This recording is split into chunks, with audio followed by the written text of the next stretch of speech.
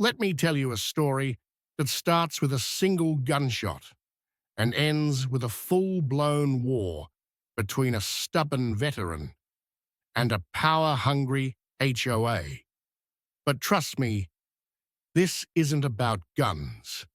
This is about standing your ground when the system tries to erase you. The first shot rang out early one morning, echoing like thunder through the hills. The bullet hit a steel plate set neatly on the edge of my land, right where my ranch met the border of a place called Suncrest Ridge. It wasn't just a shot. It was a statement. My name's Luke Maddox, and I'm a retired Marine. A few months ago, I inherited 100 acres of scrubland outside of Calico Valley, Nevada, from my granddad. God rest his soul, he called it the last place a man could be free. I thought he was being poetic. Turns out, he was being literal. See, this land has no HOA, no covenants, no architectural review board breathing down your neck, just dirt sky and whatever you build with your hands. At least that's how it should have been. I moved out here to heal, to escape the noise of city life. I fixed up the cabin, planted a garden, got 2 rescue dogs, Duke and Harley, and started building something that felt like home. And for a few weeks, it was quiet. Too quiet. Then came her Susan Lennox, HOA president of Suncrest Ridge Blonde, bob sharp suits, and a stare that could peel paint off a fence. She showed up at my gate one morning with a clipboard and a plastic smile. "Mr. Maddox," she said, "your presence here has caused some concerns. Your cabin isn't in harmony with the neighborhood aesthetic." I blinked. "Neighborhood, Mom. The closest house is a quarter-mile away, across a ravine." She didn't flinch. Suncrest Ridge believes in maintaining community standards, and your property sits within our scenic view corridor. That was the first red flag. Turns out, this HOA had been expanding their reach quietly, buying up land around the valley. Rumor had it that Susan wasn't just a control freak. She had deep ties to a real estate group trying to rezone the area for luxury developments. My land smack dab in the way of their grand plan for a private golf course. They wanted me gone. It started small. Anonymous complaints, HOA members parking on my dirt road. Someone even slipped a notice in my mailbox demanding I repaint my cabin to match the neighborhood palette. Then they shut off my water delivery, claimed the trucks were violating Suncrest vehicle weight limits. So I adapted hauled water in myself, rewired the solar, built an outhouse just to prove a point. But when they blocked the only accessible road to my gate with a Suncrest maintenance vehicle, that's when I decided to stop playing defense. I opened a private gun range right on the borderline.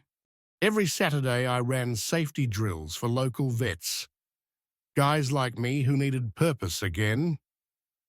It was legal private and blessed by the sheriff's department. I posted signs, put up barriers, and followed every code to the letter. And Susan, she lost her mind.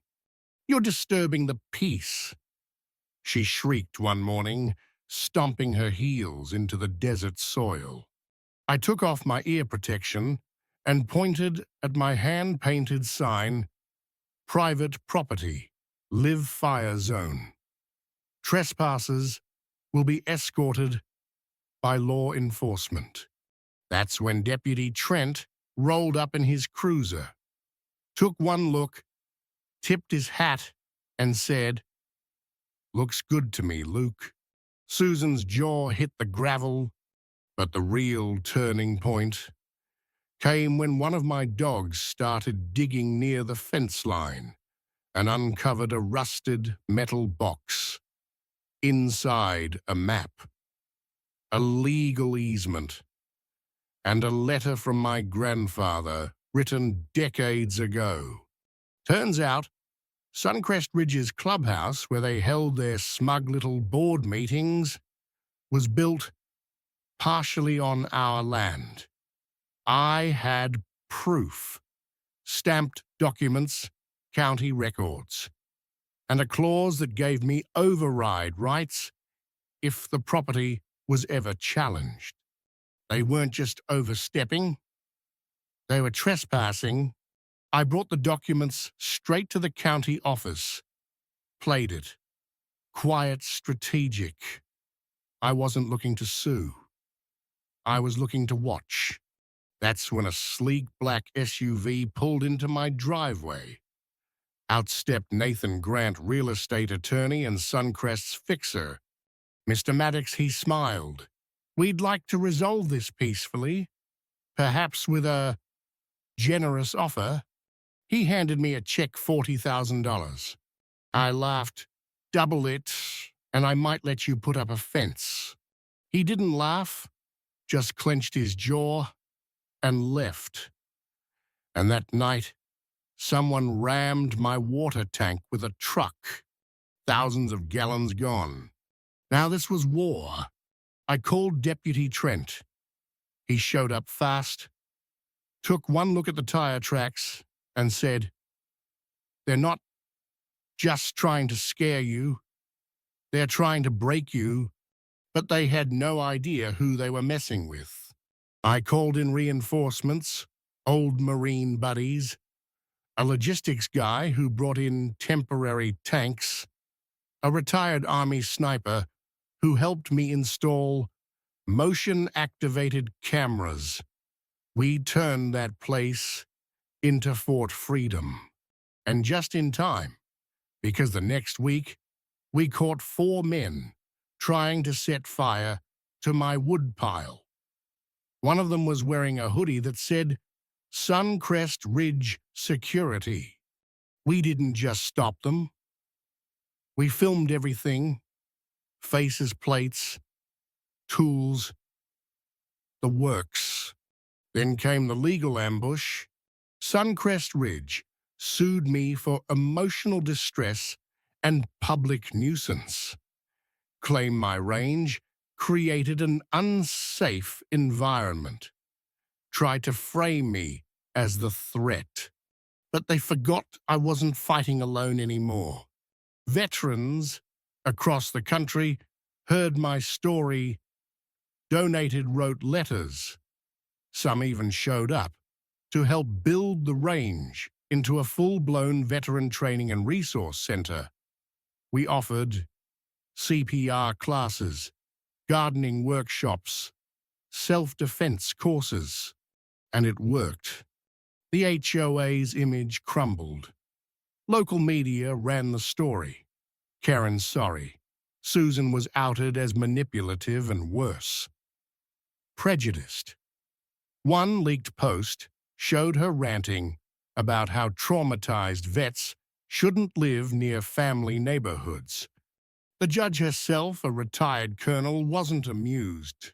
In court, we laid out everything: the sabotage, the threats, the trespassing, and that infamous gas labeled property of Suncrest Ridge. When my lawyer dropped that on the desk, the courtroom went silent. The judge ruled in my favor. The injunction denied. Suncrest was ordered to pay damages. Their clubhouse partially demolished. But the real win wasn't legal. It was the ribbon-cutting ceremony we held a month later. The Granger Veteran Training and Resource Center officially opened, named after my granddad, built not just with nails and sweat, but with purpose. People from nearby towns came. Local kids planted trees. Veterans found community. Even a few former Suncrest residents came quietly, heads down, just to say thanks. And yet one night, another unsigned note showed up. "You'll regret this. We're not done." But I wasn't scared, because I had cameras, I had support, and I had a sheriff who now called me neighbor instead of sir. That final scare attempt. 4 hooded figures sneaking around my property at 2 a.m. One of them trying to plant a device near the shed. But we caught them red-handed. 2 were HOA board members. One was Susan's nephew. The last, their so-called suspended maintenance worker. This time, they didn't walk away with a slap on the wrist. They were arrested, charged. And Susan, she disappeared from the next board meeting. On a wellness break, they said, more like running from the consequences. Now I sip my coffee every morning on the porch with Duke and Harley at my feet, watching the sunrise over land that's finally undeniably mine. And if you're watching this, thinking, man, could this really happen? Oh, it did. But now I want to hear from you. Have you ever dealt with a power-tripping HOA? Have you witnessed community drama go way too far? Or do you think HOAs are necessary for keeping order? Drop your thoughts down in the comments. I read every single one because this fight, it wasn't just for me. It was for anyone who's ever been told to sit down, shut up and follow rules that were never fair to begin with. So speak up, I did, and I don't regret a single word.